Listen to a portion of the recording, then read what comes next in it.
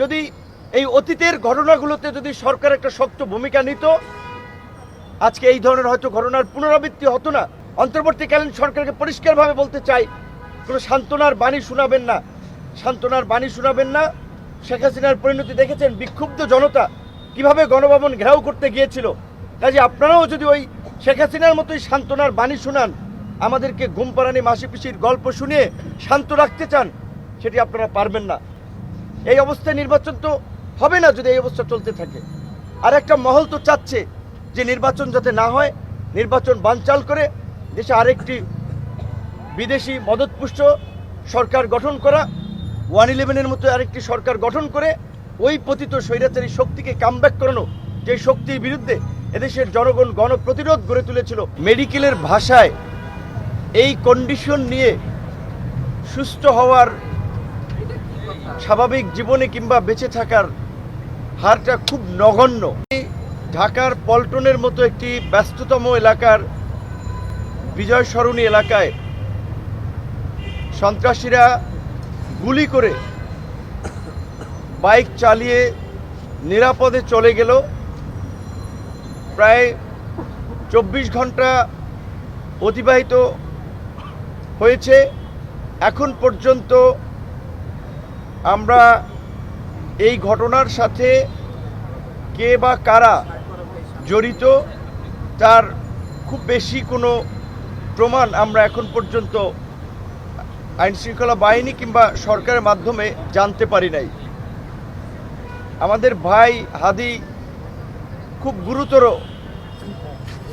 অবস্থায় হসপিটালের বেডে শুয়ে আছে, আপনারা জানেন, আশঙ্কাজনক অবস্থায়।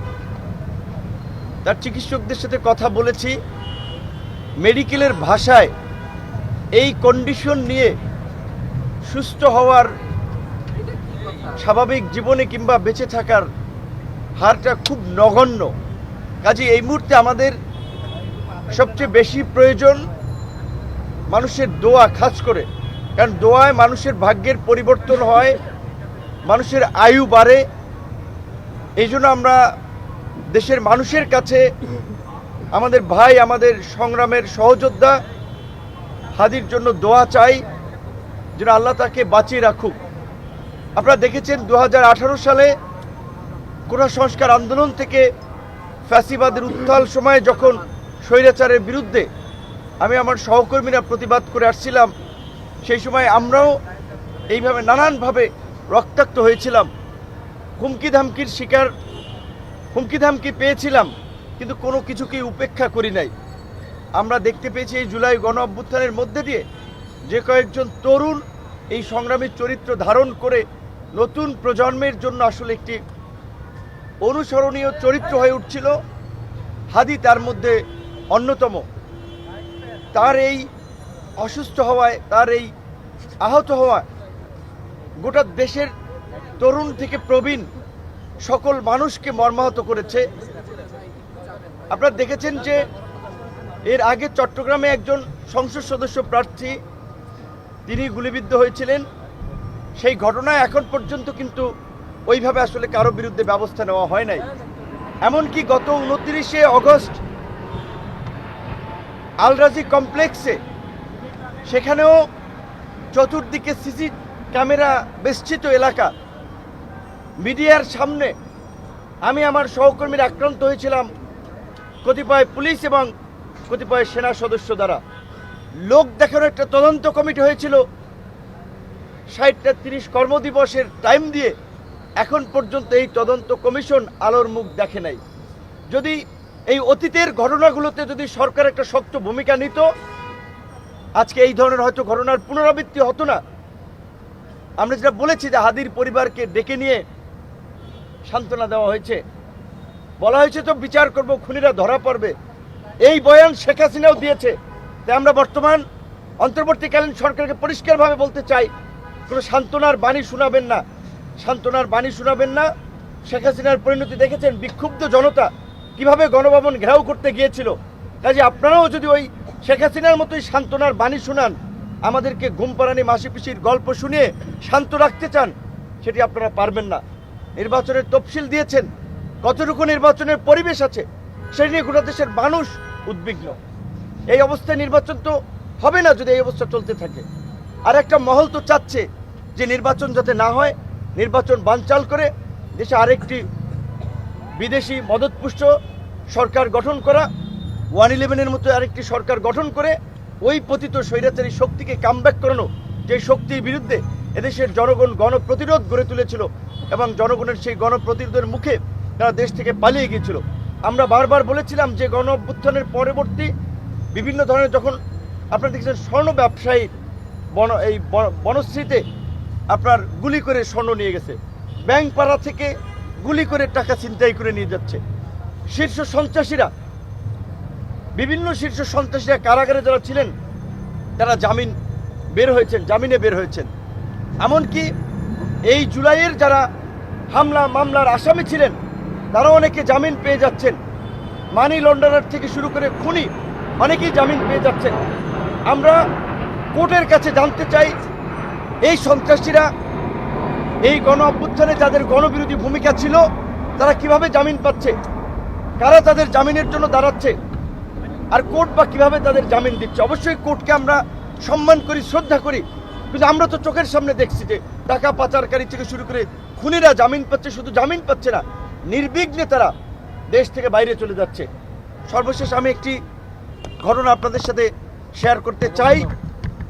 সরকারকে বলেছি, উপদেষ্টাদেরকে বলেছি, যখন আমরা 2018 সালে কোটা সংস্কার আন্দোলন করি সেই সময় শেখ হাসিনা জাহাঙ্গীর কবির নানক এবং এনামুল হক শামীমকে কোটা সংস্কার আন্দোলনকারীদের সাথে আলাপ আলোচনার দায়িত্ব দিয়েছিলেন। তারা গল্পের ছলে আমাদেরকে বলেছিলেন 2006 সালে বিএনপির ক্ষমতার শেষ দিকে তারা কিভাবে 28শে অক্টোবরে ওই লগি বৈঠার তাণ্ডব থেকে শুরু করে দেশে অস্থিতিশীল পরিস্থিতি সৃষ্টি করেছিল, কিভাবে সীমান্তের ওই পার থেকে এই পার ঢুকে সিম পাল্টিয়ে তাদের নেতাকর্মীদের সাথে যোগাযোগ করে নাশকতা করেছিল এবং সেখানে কিভাবে সহযোগিতা করেছিল বিএসএফ তথা আমাদের এই প্রতিবেশী দেশের গোয়েন্দা সংস্থা। তো আজকে এই যে দেশে অঘটনগুলো ঘটছে এবং এই অপকর্ম করে কিন্তু অনেকেই সীমান্ত দিয়ে পার হয়ে যাচ্ছে এবং সীমান্ত দিয়ে ঢুকছে। কাজেই সীমান্তে কঠোর একটা নজরদারি ব্যবস্থার পাশাপাশি দেশের অভ্যন্তরীণভাবে আমরা মনে করি যৌথ বাহিনীর একটা সাঁড়াশি অভিযান পরিচালনা করা দরকার। এই যে আপনার অস্ত্র উদ্ধার, নির্বাচনের আগে যে অভিযান চলে, অবৈধ অস্ত্র তো আমরা দেখছি পত্রপত্রিকায়, এমনকি আমরা দেখলাম যে কিছুদিন আগে ট্রেনে করে আপনার গান পাউডার, পিস্তল, ম্যাগাজিন, অস্ত্র সহ আপনার বিভিন্ন সামগ্রী আসছে। সেগুলো যদিও সে সময় সেনাবাহিনী হাতে ধরা পড়েছিল। তো এই অভিযান পরিচালনা আরও জোরদার করতে হবে। সোশ্যাল মিডিয়াতে হুমকি দিচ্ছে, আমাদেরকে হুমকি দিচ্ছে। এই ওসমান হাদি কোনো ব্যক্তি না, ওসমান হাদি জুলাইয়ের একটা চরিত্র। ওসমান হাদির উপরে আঘাত মানে জুলাইয়ের উপরে আঘাত। হসপিটালে বসেই আপনাদেরকে মোবাইলে দেখাতে পারি, আমি ইনবক্সে হুমকি দেওয়া হচ্ছে যে কাপড়ের কাপড় নিয়ে আমাদেরকেও রেডি থাকতে বলা হচ্ছে। এখন আমরা কার কাছে নিরাপত্তা চাবো? কয়জনকে সরকার নিরাপত্তা দেবে? আমরা ব্যক্তিগতভাবে নিরাপত্তা চাই, আমরা দেশকে নিরাপদ করার দাবি জানাই সরকারের এবং রাজনৈতিক দলসমূহকে আমরা অনুরোধ জানাবো ক্ষমতায় যেতে কিংবা ক্ষমতা দখল করার জন্য অস্থির হয়ে রাজনৈতিক বিভাজন তৈরি করবেন না।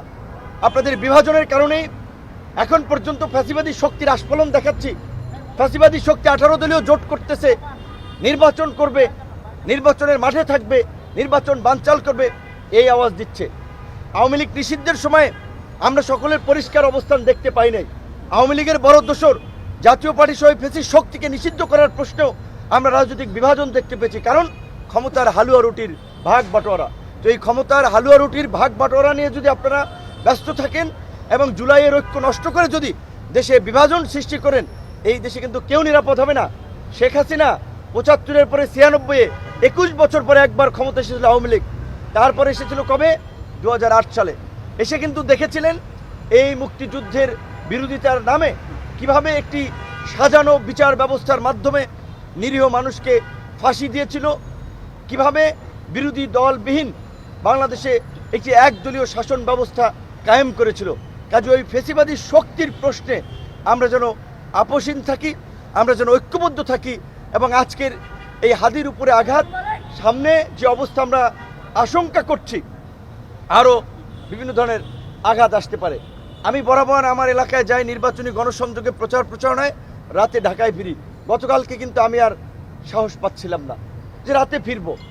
আমি সকালবেলা এসেছি, আমার এলাকায় ছিলাম। তো এই অবস্থা আমরা যারা এই জুলাই গণ অভ্যুত্থান থেকে ফেসিবাদী শক্তির পতনের জন্য আন্দোলন সংগ্রাম করেছিলাম, আমরা কিন্তু আজকে সবচেয়ে বেশি অনিরাপদ, আমরাই সবচেয়ে বেশি হুমকির মুখে। যারা জুলাইয়ের ধারে কাছেও ছিলেন না, তারা তো উপদেষ্টা হয়ে ফ্ল্যাগ লাগিয়ে প্রোটোকল নিয়ে ঘুরে বেড়াচ্ছেন, আমাদের কথা তারা ভাবছেন না। এমনকি এই সরকারের মধ্যেও পতিত ফেসিবাদী শক্তির দোসররা আছে, যার ফলে আজকে এই মাত্র 1-1.5 বছরে এই ফেসিবাদী শক্তি আস্ফলন দেখাচ্ছে। সোশ্যাল মিডিয়াতে তারা রাস্তায় নামবে, দেখে নিবে, জুলাই ভরে দিবে, জুলাই বিনাশ করবে, এই সমস্ত হুমকি দিচ্ছে। কাজে আমি বিনীত অনুরোধ থাকবে সকল রাজনৈতিক দল মতের, বিশেষ করে গণ অভ্যুত্থানের অংশীজনদের প্রতি, আসুন আমরা হাদির ঘটনা অন্তত ঐক্যবদ্ধ হই, দেশবাসী সবাই দোয়া করি আল্লাহ পাক তাকে সুস্থ করুক। এবং আমাদের নাগরিকদেরও একটা দায়িত্ব এবং দায়বদ্ধতা আছে। যখন একটা মোটর বাইক গুলি করে পালাচ্ছিল, একটা পিস্তলে কয়টা তার সাথে গুলি থাকতে পারে, কয় রাউন্ড গুলি থাকবে?